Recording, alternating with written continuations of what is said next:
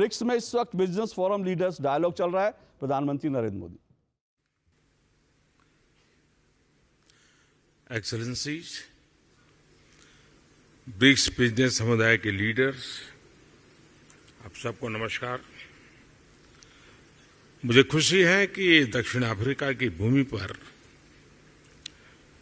रखते ही हमारे कार्यक्रम की शुरुआत ब्रिक्स बिजनेस फोरम से हो रही है। सबसे पहले मैं राष्ट्रपति रामाफोसा को उनके निमंत्रण और इस बैठक के आयोजन के लिए बहुत बहुत धन्यवाद देता हूं। ब्रिक्स बिजनेस काउंसिल को 10वीं वर्षगांठ पर बहुत बहुत बधाई और शुभकामनाएं देता हूं। पिछले 10 वर्षों में ब्रिक्स बिजनेस काउंसिल ने हमारे आर्थिक सहयोग को बढ़ाने में बहुत महत्वपूर्ण भूमिका निभाई है। 2009 में जब ब्रिक्स की पहली समिट आयोजित की गई थी, तब विश्व एक बड़े आर्थिक संकट से बाहर आ रहा था। उस समय ब्रिक्स वैश्विक अर्थव्यवस्था के लिए एक आशा की किरण के रूप में उभरा था। वर्तमान समय में भी कोविड महामारी, तनावों और विवादों के बीच विश्व आर्थिक चुनौतियों से जूझ रहा है। ऐसे समय में ब्रिक्स देशों के एक बार फिर महत्वपूर्ण भूमिका है। फ्रेंड्स, वैश्विक अर्थव्यवस्था में उथल-पुथल के बावजूद भारत आज विश्व की फास्टेस्ट ग्रोइंग मेजर इकोनॉमी है। जल्द ही भारत $5 ट्रिलियन इकोनॉमी बन जाएगा। इस बात में कोई संदेह नहीं कि आने वाले वर्षों में भारत विश्व का ग्रोथ इंजन होगा। यह इसलिए है क्योंकि भारत ने आपदा और मुश्किलों के समय को आर्थिक सुधार के अवसर में परिवर्तित किया। पिछले कुछ वर्षों में हमने मिशन मोड में जो रिफॉर्म्स किए हैं, उनसे भारत में ईज ऑफ डूइंग बिजनेस में लगातार बढ़ोतरी हुई है। हमने कंप्लायंस बर्डन को कम किया है, रेड टेप को हटाकर रेड कारपेट बिछा रहे हैं। जीएसटी और इंसॉल्वेंसी एंड बैंक्रप्सी कोड के लागू होने से इन्वेस्टर कॉन्फिडेंस बढ़ा है। रक्षा और अंतरिक्ष जैसे क्षेत्र जिनको प्रतिबंधित माना जाता था, आज प्राइवेट सेक्टर के लिए खोल दिए गए हैं। हमने पब्लिक सर्विस डिलीवरी और गुड गवर्नेंस पर विशेष रूप से ध्यान केंद्रित किया है। टेक्नोलॉजी के इस्तेमाल से भारत ने फाइनेंशियल इंक्लूजन की और एक बड़ी छलांग लगाई है। इसका सबसे अधिक लाभ हमारी ग्रामीण महिलाओं को मिला है। आज एक क्लिक से भारत में करोड़ों लोगों को डायरेक्ट बेनिफिट ट्रांसफर किए जाते हैं।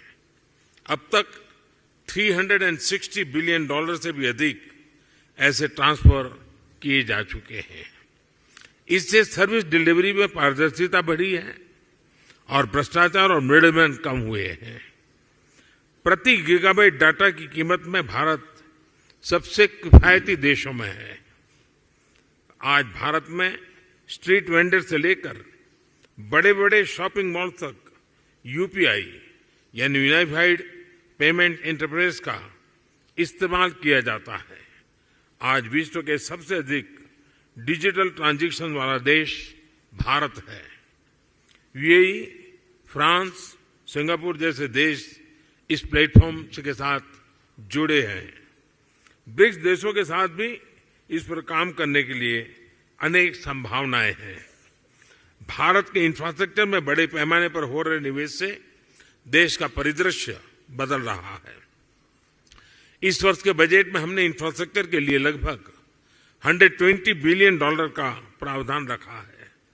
इस निवेश के माध्यम से हम भविष्य के एक नए भारत की मजबूत नींव रख रहे हैं।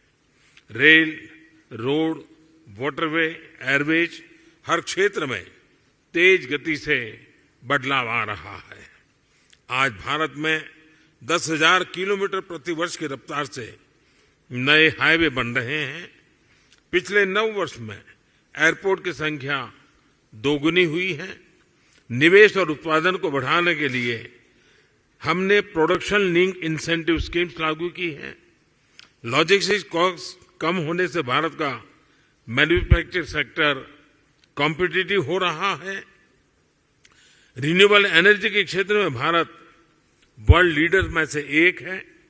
हम भारत को solar energy, wind energy, electric vehicles, green hydrogen, green ammonia जैसे क्षेत्रों में ग्लोबल मैन्युफैक्चरिंग हब बनाने के लिए सक्रिय रूप से कदम उठा रहे हैं।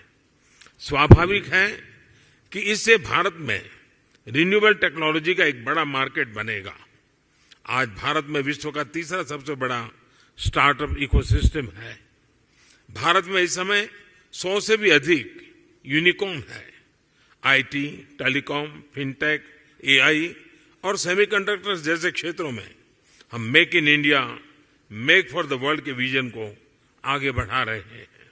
इन सभी प्रयासों का सामान्य जन के जीवन पर प्रत्यक्ष रूप से सकारात्मक प्रभाव पड़ा है। पिछले 9 वर्षों में लोगों की आय में लगभग 3 गुना वृद्धि हुई है। भारत के आर्थिक विकास में महिलाओं की सशक्त भागीदारी रही है। आईटी से लेकर स्पेस तक, बैंकिंग से लेकर हेल्थ केयर तक महिलाएं पुरुषों के साथ कंधे से कंधा मिलाकर देश की प्रगति में योगदान दे रही है। भारत के लोगों ने 2047 तक एक विकसित राष्ट्र बनाने का संकल्प लिया है। फ्रेंड्स, मैं आप सभी को भारत की विकास यात्रा में शामिल होने के लिए आमंत्रित करता हूं। कोविड महामारी ने हमें रेजिलिएंट और इंक्लूसिव सप्लाई चेन्स के महत्व को सिखाया है। इसके लिए आपसी विश्वास और पारदर्शिता बहुत ही महत्वपूर्ण है। हम एक दूसरे की ताकतों को जोड़कर पूरे विश्व, खासतौर पर ग्लोबल साउथ के कल्याण में महत्वपूर्ण योगदान दे सकते हैं। एक्सेलेंसी, मैं एक बार फिर ब्रिक्स बिजनेस जगत के लीडर्स को उनके योगदान के लिए बधाई देता हूं। इस मीटिंग के शानदार आयोजन के लिए मैं मेरे मित्र राष्ट्रपति रामाफोसा का भी आभार व्यक्त करता हूं। बहुत बहुत धन्यवाद।